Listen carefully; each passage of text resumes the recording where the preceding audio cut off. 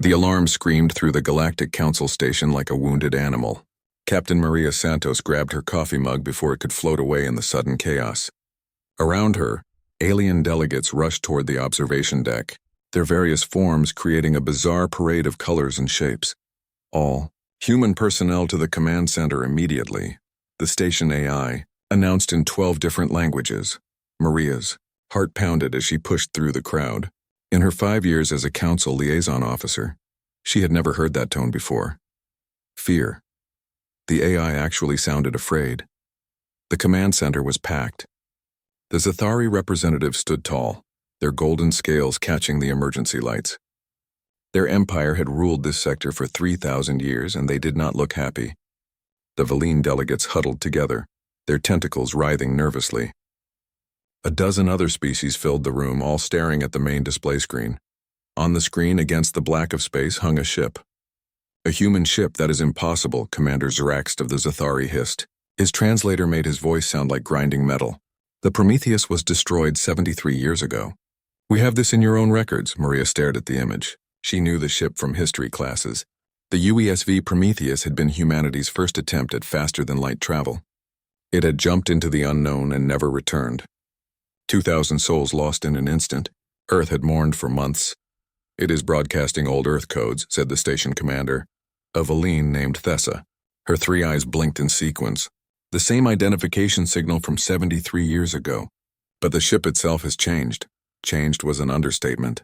The Prometheus had been a standard exploration vessel, built from titanium and steel, powered by fusion reactors. The ship on the screen looked like someone had rebuilt it from dreams. The hull seemed to shift and flow like liquid metal. Structures extended from the main body in patterns that hurt to look at. Geometry that did not quite make sense. What are those materials? Maria whispered. Unknown, Thessa replied. Our scans cannot identify them. They do not match any element in our databases. This includes elements from 47 different worlds and 3 ancient civilizations. The Zathari commander stepped forward. This is clearly a threat. The humans have developed forbidden technology. We must destroy it before it reaches council space. That ship contains human lives, Maria said sharply. Possibly 2,000 of them. You will not fire on them. Shrax turned his massive head toward her.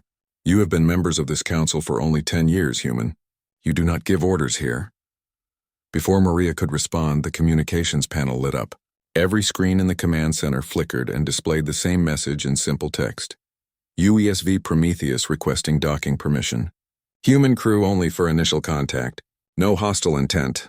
The room erupted in argument. The Zathari demanded weapons lock. The Valine wanted to evacuate the station. Smaller species shouted in languages Maria's translator struggled to process. Thessa raised her central manipulator limb for silence.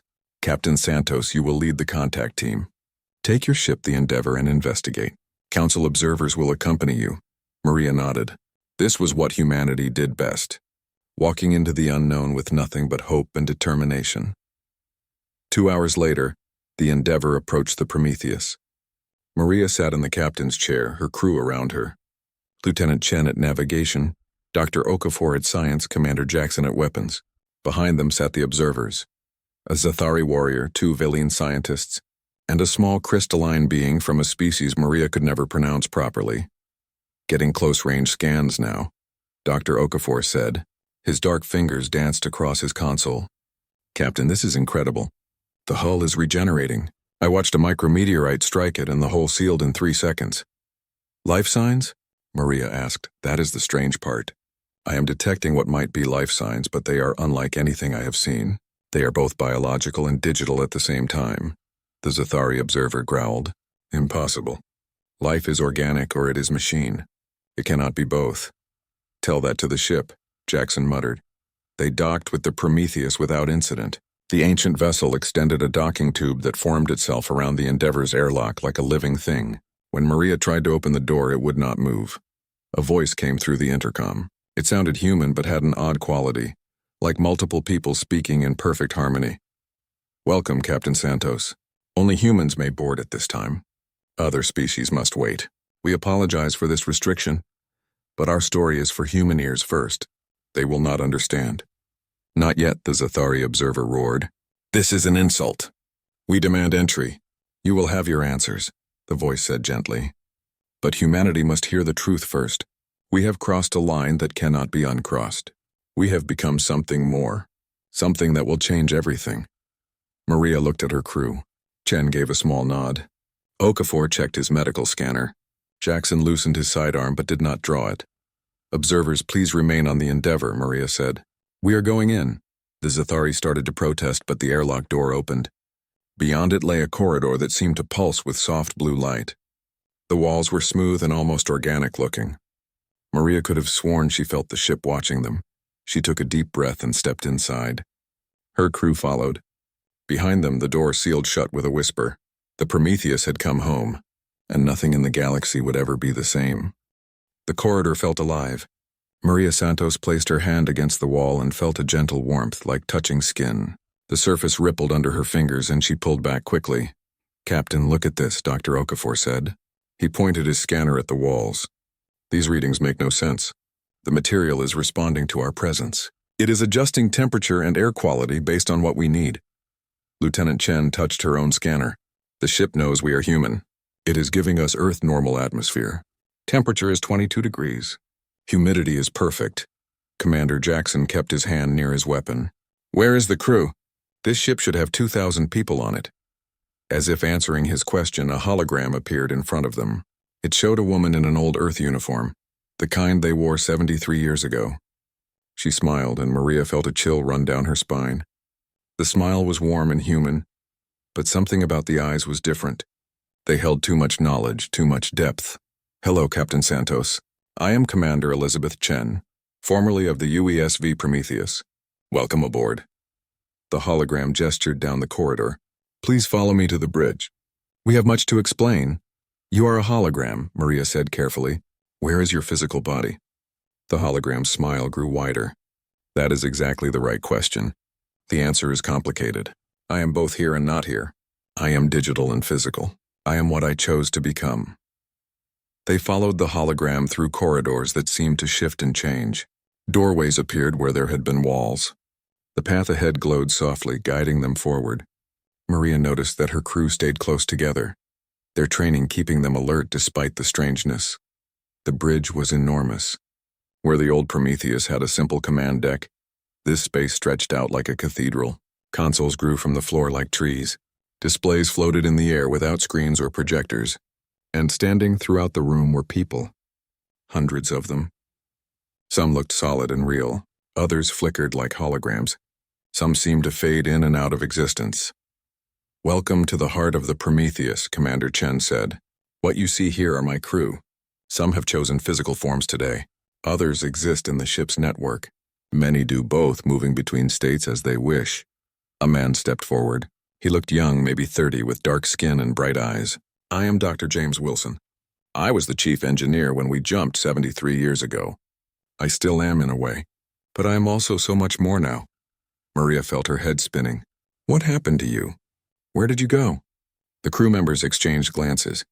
Commander Chen gestured to a display that formed in the air. Images appeared showing the moment of the failed jump. The Prometheus tumbling through space, systems failing, hull breaching. Our faster-than-light drive malfunctioned, Chen explained. It tore open something that should not have been opened. A hole in space itself. We were thrown across the galaxy, far beyond any mapped system. We crashed on a planet with no name, in a solar system that does not appear on any chart.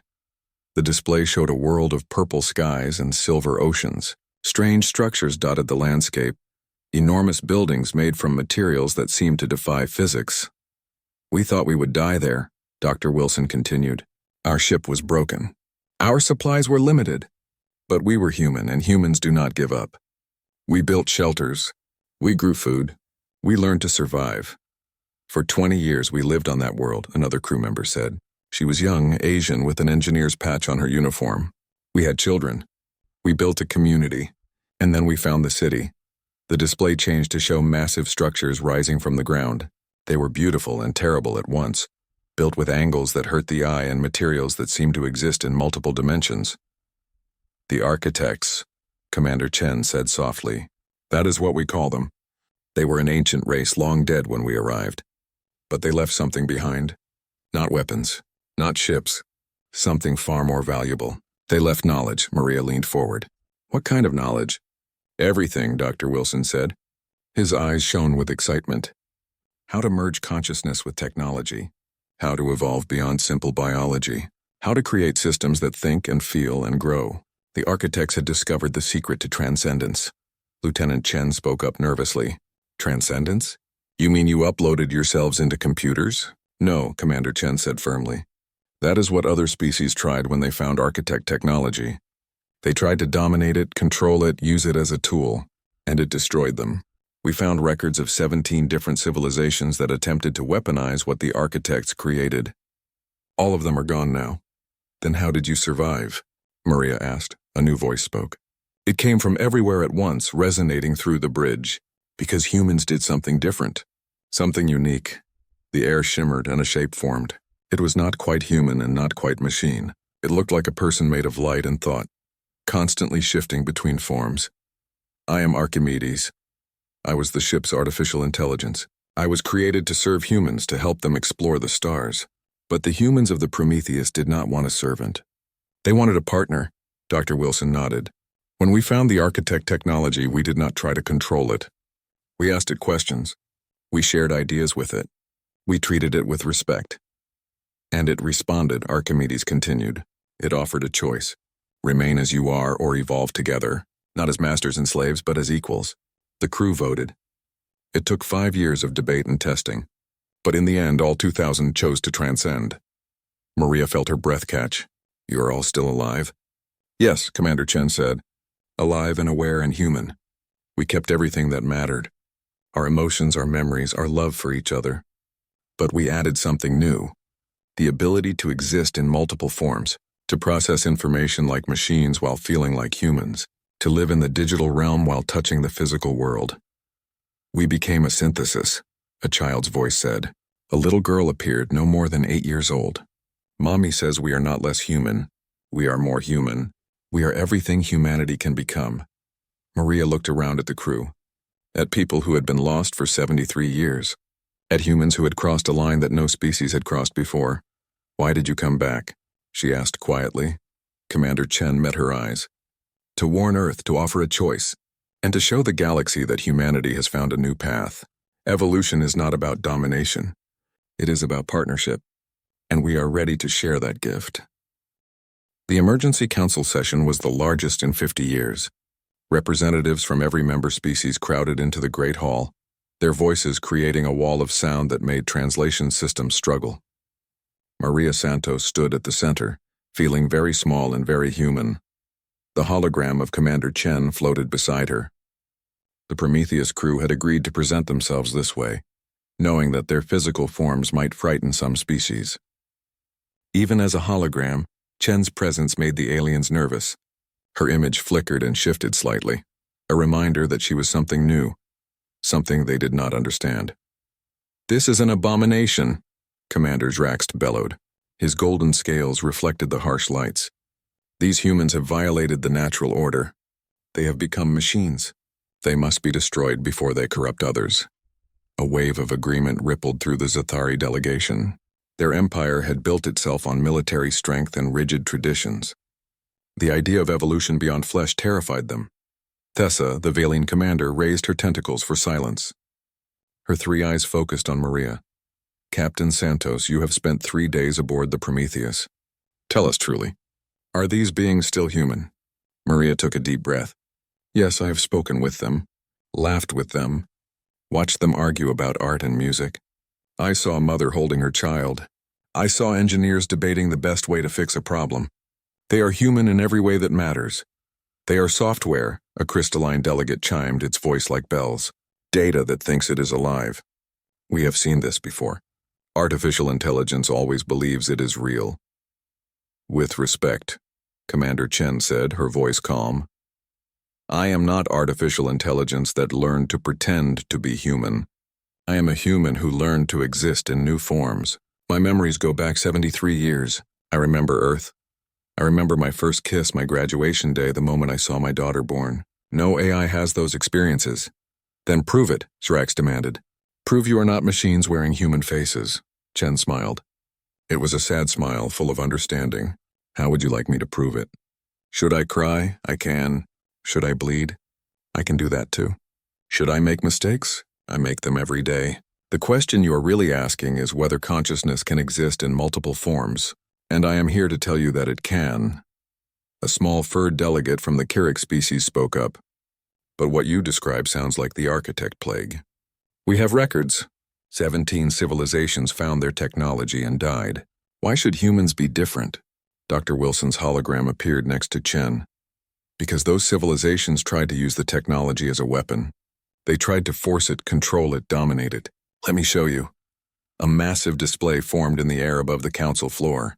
It showed images from the architect archives, records preserved for millions of years. The first image showed a species that looked like giant insects, their bodies covered in metallic armor. The Zarath, Wilson explained. They found architect technology 12,000 years ago. They saw it as a way to create perfect soldiers. Warriors who could not be killed, who felt no pain, who obeyed without question. Within a year, their entire civilization collapsed.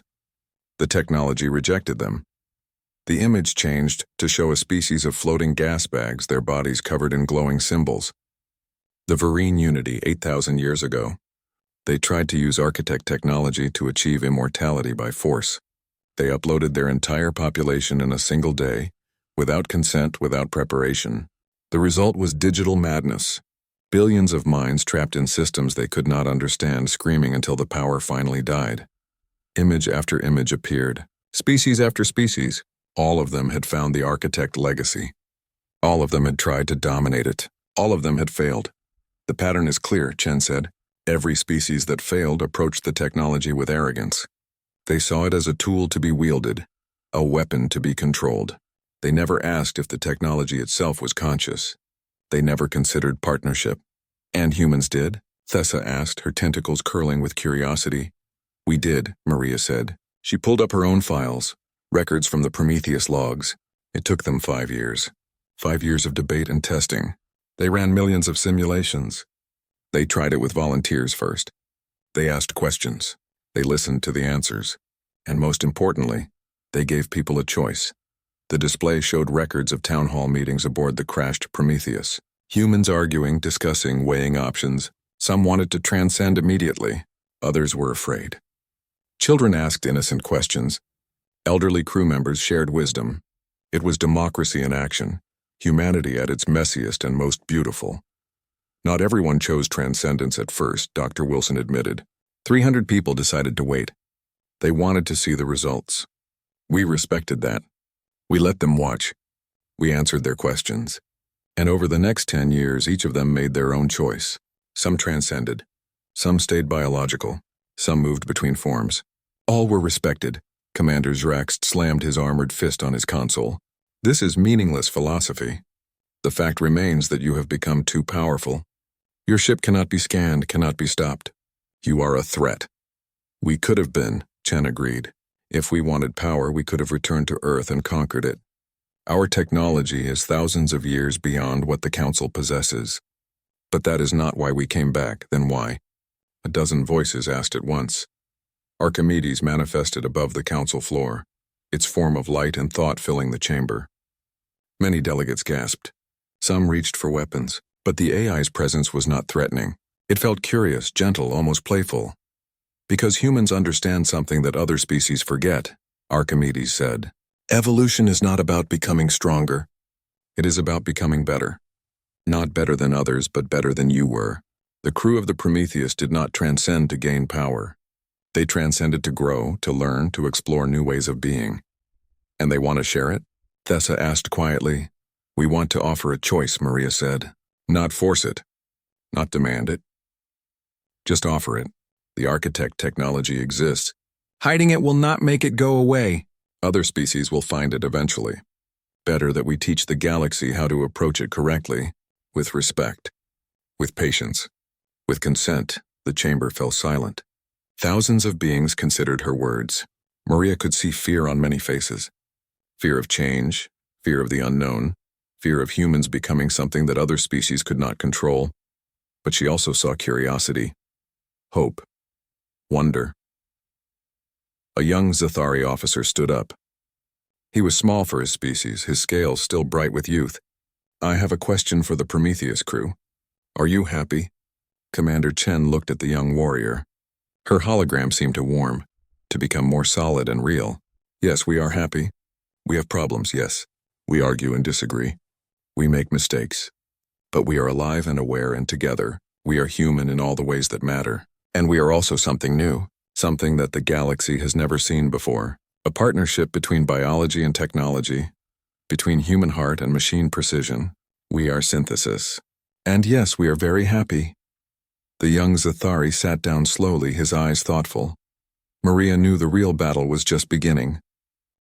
The attack came at dawn, station time. Maria was drinking coffee in her quarters when the alarm screamed. She ran to the observation deck and saw them. 60 Zathari warships, their hulls gleaming gold in the light of Proxima Centauri. The entire Third Fleet, the pride of the Empire. Commander Zirax's face filled every screen on the station. "The Galactic Council has debated long enough. The human abomination will be destroyed. Any ship that interferes will be considered hostile." Maria's communicator buzzed. It was Thessa. "Get your people to safety, Captain. The Zathari have lost their minds, but they have the firepower to back up their madness. I am sorry." On the view screen, the Zathari fleet moved into attack formation, weapons charged, glowing with deadly energy. They surrounded the Prometheus, which hung in space like a silver dream, beautiful and still. "They are not responding," Dr. Okafor said from beside Maria. He had his scanner out, his hands shaking. "The Prometheus is not charging weapons. They are not raising shields. They are doing nothing." "Maybe they cannot fight," Lieutenant Chen whispered. "Maybe all that evolution made them soft." Maria did not believe that. She had seen the Prometheus crew. They were still human, and humans did not surrender easily. Commander Zrax's voice rang out across every channel. "Surrender your vessel. Your crew will be taken for study. The ship will be destroyed. You have 1 minute to comply."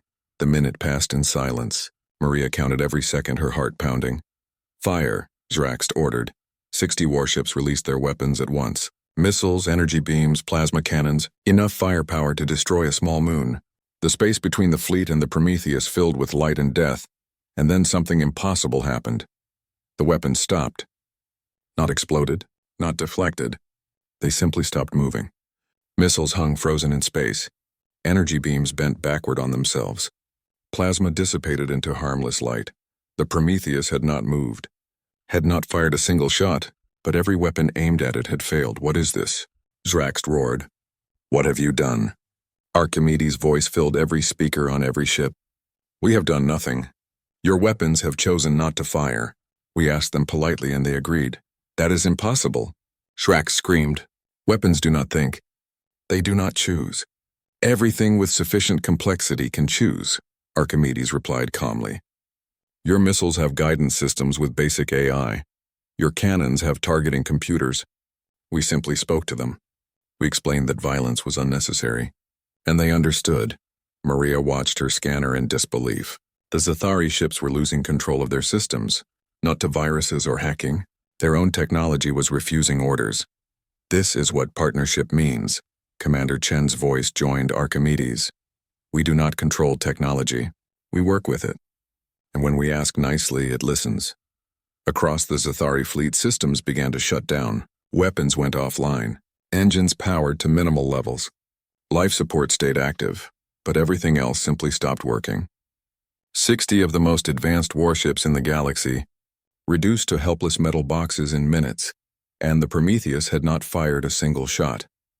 "You see now?" Dr. Wilson's hologram appeared on the Council Station's main screen. "We could have destroyed that fleet. We could have killed everyone aboard. But that is not who we are. We are still human. We still value life. We just have better ways to protect it." The council chamber was in chaos. Some species demanded the Prometheus be destroyed before they became more powerful. Others argued for immediate alliance. The Valine wanted to study them. The smaller species huddled together in fear. Maria made a decision. She opened a channel to Earth. The response came quickly.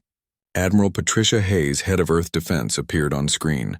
She was old, gray-haired, with eyes that had seen too much war. "Captain Santos, I have been watching. What is your recommendation?" Maria chose her words carefully. Admiral, the Prometheus crew is offering us a choice. We can transcend as they did, become something new, or we can stay as we are. But we need to decide quickly. The galaxy is scared, and scared people do dangerous things. Do you trust them? Hayes asked. I do. They are still human, Admiral. They still laugh at bad jokes. They still argue about sports. They still love their families. They have just added something new to what they were. Hayes was quiet for a long moment. I am going to make a call that will either save humanity or doom it. Send the Prometheus to Earth. Tell them to bring their technology. We will study it. We will debate it. And we will let people choose. The Council will see that as a threat, Maria warned.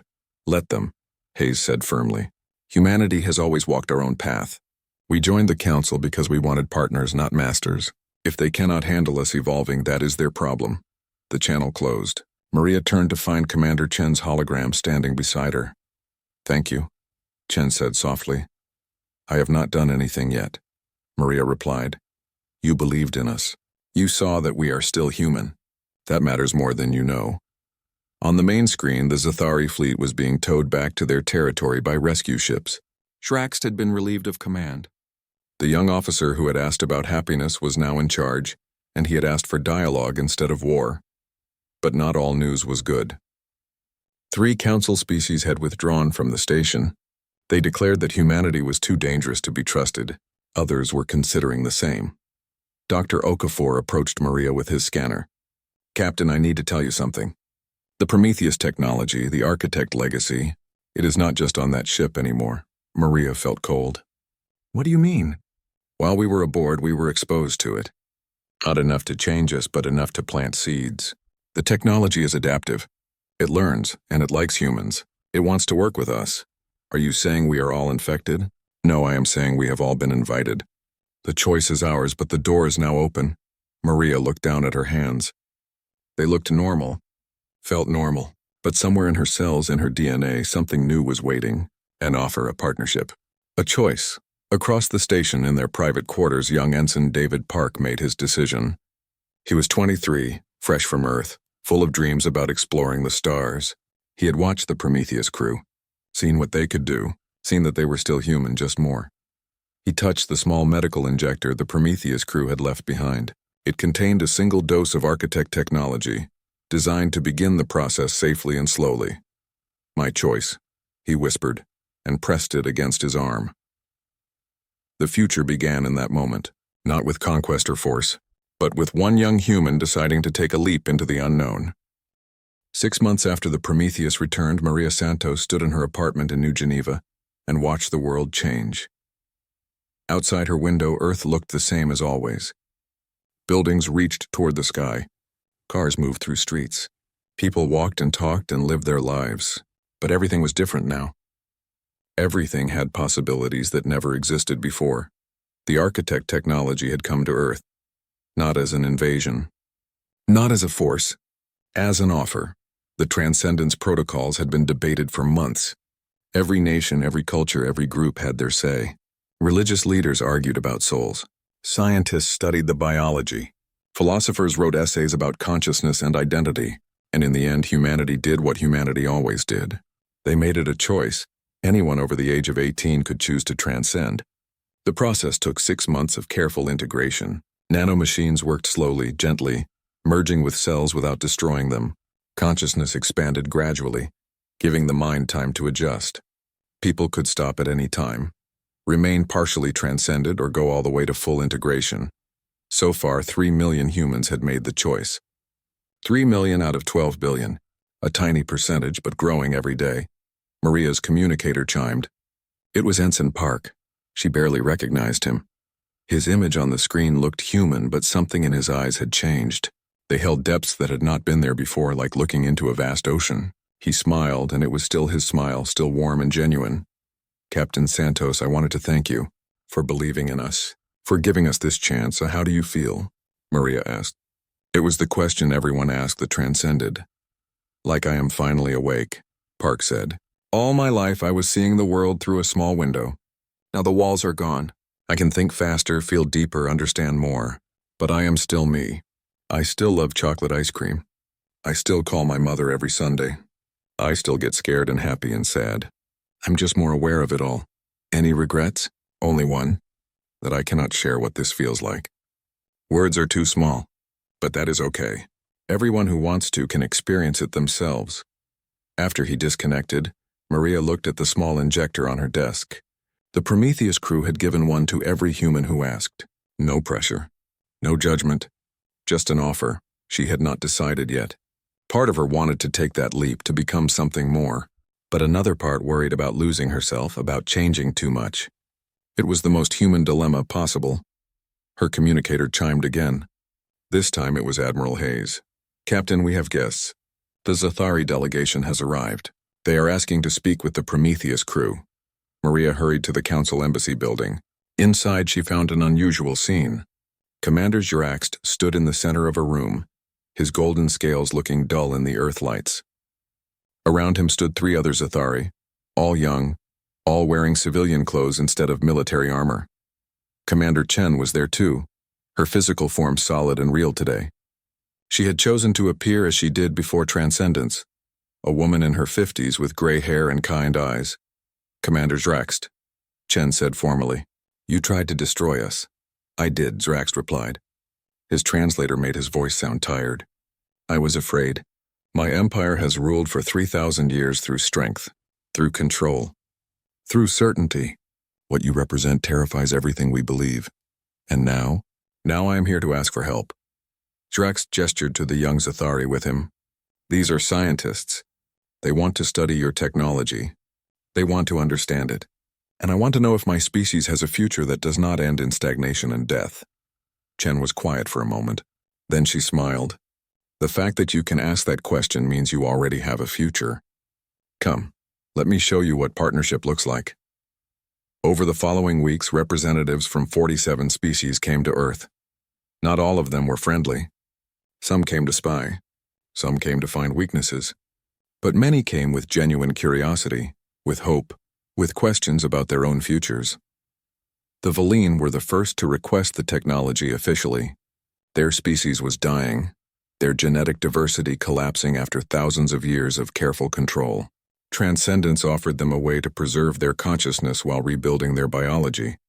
The small Kyrix species came next. They were peaceful traders, but their lifespans were short, barely 30 years. The idea of consciousness that could exist beyond flesh appealed to them deeply. Even some Zathari began to change. The young officer who had asked about happiness became an advocate. He argued in their empire's councils that strength without growth was just waiting to die. His speeches were controversial, but people listened. Not everyone was happy. 5 species left the Galactic Council in protest. They declared Earth and the Prometheus a threat to natural order. 3 more announced they would have no contact with transcended beings. The galaxy was fracturing, dividing between those who saw transcendence as evolution and those who saw it as corruption. But humanity pressed forward. The Transcendence protocols expanded. Clinics opened in every major city. Support groups formed for people going through the process. Schools taught children about the choice they would face when they grew up. Artists created works exploring what it meant to be human in new forms, and the Transcended themselves became bridges. Park joined a crew of mixed humans, some biological, some transcended, some in between. They worked together, laughed together, proved that unity was still possible. Maria finally made her choice on a quiet Tuesday morning. She sat in the medical center, the injector in her hand, and thought about everything she had seen. The Prometheus crew still loved and hoped and dreamed. Park still smiled at bad jokes. Commander Chen still cried at sad movies. They were still human, just more. She pressed the injector to her arm and felt the nanomachines enter her bloodstream. There was no dramatic change, no sudden revelation. Just the beginning of a journey that would take months to complete. A journey she chose freely. The Prometheus prepared to leave Earth again. This time they were not alone. 7 ships joined them, crewed by volunteers from 12 different species. They would explore together, learn together, seek out other architect sites, and share the philosophy of partnership. Commander Chen stood on the bridge of the Prometheus, looking at the fleet around her. Humans and aliens, biological and transcended, working side by side. It was messy and complicated and beautiful. Is this what the architects wanted? Dr. Wilson asked from beside her. When they left their legacy, did they hope someone would use it like this? I think they hoped someone would do better than they did, Chen replied. They failed. They transcended alone and went extinct because they had no one to share it with. But we are doing it together. Humans and aliens, biology and technology, old and new. We are not replacing what came before. We are adding to it. Archimedes shimmered into existence. The fleet is ready. Where shall we go? Chen smiled. Forward. Always forward. That is what humans do best. The ships jumped to faster-than-light speed, leaving Earth behind but carrying humanity's hope with them. On Earth, in her apartment, Maria felt the first changes beginning. Her thoughts were clearer, sharper. She could sense the network around her, feel the presence of other transcended minds. But she also felt her heartbeat, the warmth of sunlight through her window, the taste of coffee on her tongue. She was still human. She was always human. She had just become more. And across the galaxy, in the darkness between stars, other species watched, some with fear, some with hope, all of them wondering the same thing. Could they make the same choice? Could they take the leap humanity had taken? The answer was yes, but only if they approached it the human way, with questions instead of demands, with partnership instead of control, with respect for the choice every being deserved to make. The future was not certain. It never was, but it was full of possibilities that never existed before, and that was the most human thing of all.